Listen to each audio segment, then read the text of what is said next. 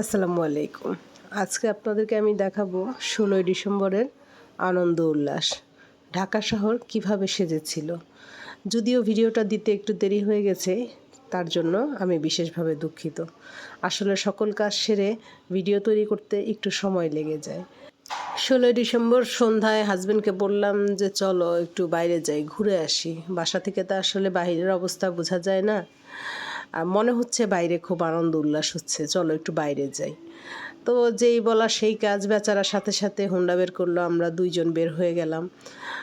আর বের হয়ে দেখি যে রাস্তায় জ্যাম কাকে বলে, এত জ্যাম, মানে আমি কিরে এত রাতে এত মানুষ বের হয়েছে। পরে দেখি যে আসলে ঢাকা শহরের সৌন্দর্যটাকে উপলব্ধি করার জন্য, উপভোগ করার জন্য মানুষ রাস্তায় নেমে গেছে। মানে এত সুন্দর করে ঢাকা শহরকে আলোকিত করা হয়েছে, তার চেয়ে বড় কথা সবার চোখে মুখে যেন একটা আনন্দের উল্লাস ছিল।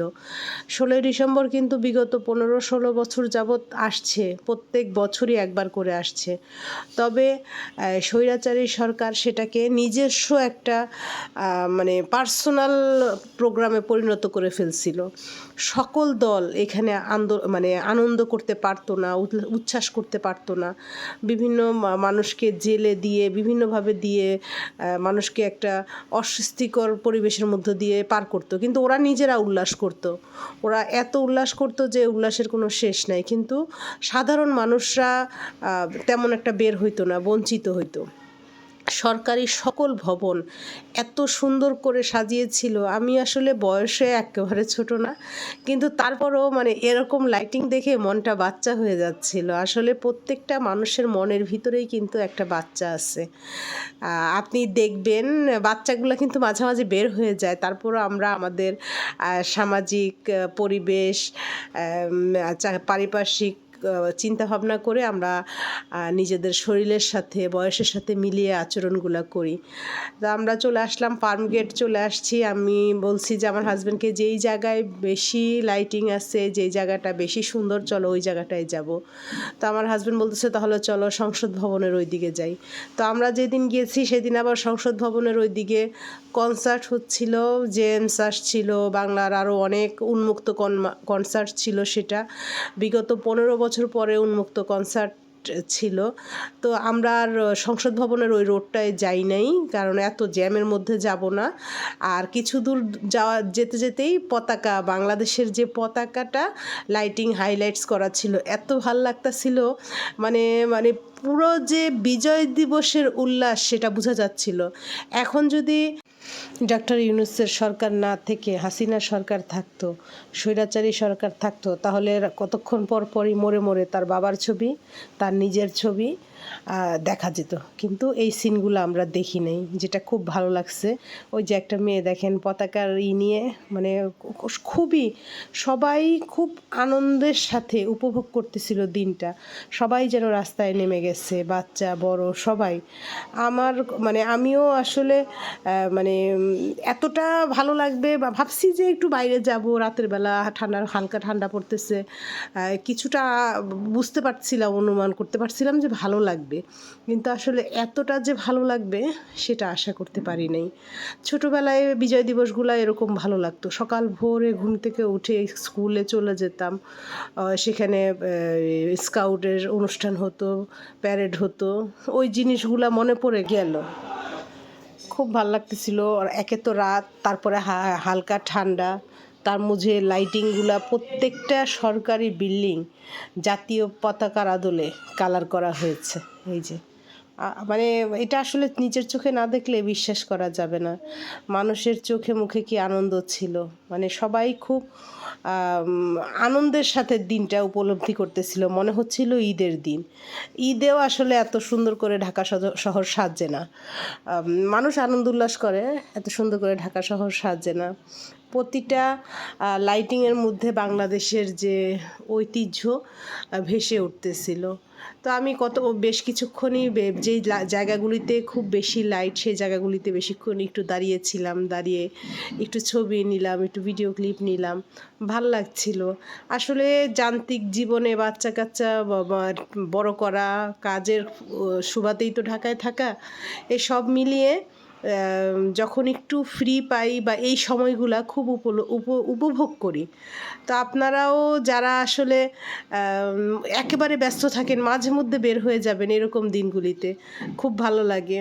16ই ডিসেম্বরে ঢাকা শহর খুবই খুবই খুবই আনন্দের দিন লাগছে, মনে হচ্ছে যেন নতুন স্বাধীন দেশ। অনেকেই বিরূপ মনোভাব প্রকাশ করে। আসলে এটা যার যে দলকে ভালো লাগে। তো আমার কথা হইছে, আমরা কোনো দলকে ভালোবাসি না ভাই, আমরা আমাদের দেশটাকে ভালোবাসি। যেই দলই আমাদের দেশটাকে সুন্দর সাজিয়ে গুছিয়ে রাখবে সেই দলকে আমরা ভালোবাসি। এই যে পঙ্গু হাসপাতাল, এটা কিন্তু পঙ্গু হাসপাতালের সামনেই চলে আসছি আমরা। এই যে হাসপাতালটাও কত সুন্দর করে সাজিয়েছে দেখেন। আসলে ঈদের দিন বলেন আর যে কোনো উল্লাসের দিন বলেন, হাসপাতালগুলি তো সবসময়ই বেদনাদায়ক একটা ঘটনা ঘটে, সবসময় মানুষের ইমোশনাল জড়িয়ে থাকে। কারণ আমি নিজে হাসপাতালে আমার ছোট ছেলেকে নিয়ে দীর্ঘদিন থেকেছি, দীর্ঘ মাস থেকেছি। আমি বুঝি যে হাসপাতালে আসলে ঈদ নাই, কোনো পরব নাই। ওই যে দেখেন চাঁদটাও বিশাল বড় একটা সুন্দর চাঁদ দেখা যাচ্ছে, চাঁদের পাশে লাইটিং আর এই যে আর্টিফিশিয়াল লাইটিং, ডিজিটাল আর কি। ওই প্রত্যেকটা প্রিন্ট যাচ্ছিল বাংলাদেশের যে ঐতিহ্য, মুক্তিযুদ্ধের যে ইতিহাস, যে জাতীয় পতাকা, এ সকল কিছু তুলে ধরা হচ্ছিল এই লাইটিংয়ের মাধ্যমে। মূলত আমার যা মনে হচ্ছে, যা দেখছি, যা বুঝছি, এতে মনে হচ্ছে যে আমাদের মানে বাংলাদেশের যে মুক্তিযুদ্ধের যে ঐতিহ্যটা কিন্তু হারিয়ে যাচ্ছিল, মিথ্যাচারে ভরে যাচ্ছিল। যে কোনো একটা পরিবারের ঐতিহ্যকে পাবলিশ করা হচ্ছিল, সেখানে কিন্তু বাংলাদেশের যে মূল মুক্তিযুদ্ধের ঐতিহ্য সেটা হারিয়ে যাচ্ছিল।